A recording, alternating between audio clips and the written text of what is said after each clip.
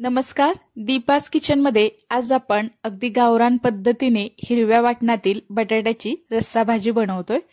वाटण अगोदरच तुम्ही करून ठेवलं तरी सुद्धा तुम्ही इन्स्टंट अशी ही भाजी बनवू शकता। अगदी सोपी रेसिपी किंवा एकदम सोपी पद्धत मी आज तुम्हाला सांगणार आहे। चला करूया रेसिपीला सुरुवात।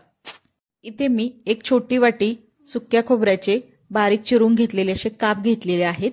तसेच एक वाटी मी इथे स्वच्छ धुवून घेतलेली कोथिंबीर सुद्धा घेतली आहे। तसे 10 ते 15 इथे लसूण पाकळ्या घ्यायच्या आहेत आणि यामध्ये आपण थोडंसं मीठ घालायचं आहे, त्यामुळे हे अगदी व्यवस्थित असं बारीक होतं।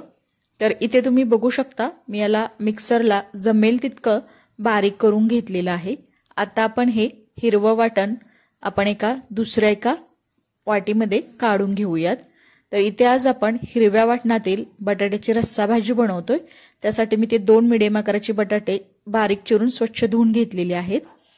तर आता आपण भाजीला फोडणी देऊयात। त्यासाठी मी गॅसवरती कढई गरम करायला ठेवलेली आहे। कढई हलकीशी गरम झाली की त्यामध्ये आपण साधारणतः 4 ते 5 चमचे इतकं तेल घालायचं आहे। तेल सुद्धा आपण जरा व्यवस्थित असं गरम होऊन देणार आहोत। त्यानंतर आपण यामध्ये पाव चमचा इतकी मोहरी घालायची आहे।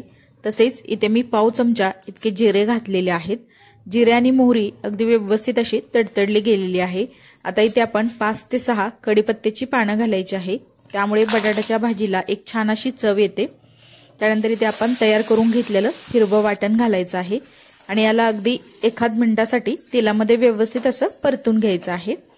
त्यानंतर इथे आपण बारीक चिरून घेतलेल्या बटाट्याच्या फोडी घालायच्या आहेत आणि त्याला सुद्धा आपण थोडंसं मिक्स करून घेणार आहोत। आता हा बटाटा सुद्धा आपण तेलामध्ये थोडासा परतून घ्यायचा आहे। त्यानंतर यामध्ये आपण घालूयात पाव चमचा इतकी हळद, तसेच अर्धा चमचा इथे मी धने पावडर घातलेली आहे आणि 1 मोठा चमचा भरून इथे मी काळं तिखट घातलेलं आहे। तर मस्त आपण गावरान चवीची हिरव्या वाटणातील आज बटाट्याची रस्सा भाजी बनवतोय। मसाले सुद्धा आपण तेलामध्ये असे थोडेसे परतून घेतलेले आहेत।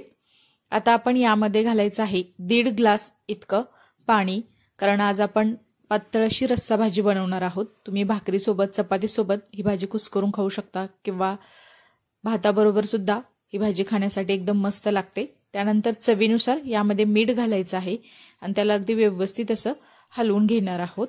आता आपण अशीच लो टू मीडियम गॅसवरती भाजी शिजवून घेणार आहोत, कारण बटाटा अगदी व्यवस्थित असा शिजला गेला पाहिजे आणि आपण बारीक गॅसवरती भाजी शिजवल्यामुळे भाजीला एक छान प्रकारची चव येते। तर त्यानंतर मी ते 4 चमचे इतके शेंगदाण्याचा बारीक कूट घातलेला आहे। कूट घातल्यानंतर सुद्धा आपण त्याला व्यवस्थित असं मिक्स करून घेणार आहोत आणि अजून आपण त्याला 5 ते 7 मिनिटाकरता लो टू मीडियम गॅसवरती असंच शिजवून घेणार आहे। आता आपला बटाटा शिजला आहे का हे आपण थोडंसं चेक करून घेऊयात।